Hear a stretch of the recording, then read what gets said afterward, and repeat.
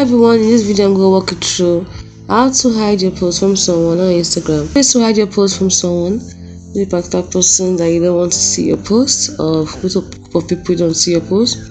Two ways you can do it. First of all, you can simply go to the post itself, tapping your profile icon at the bottom and then tapping on the post itself.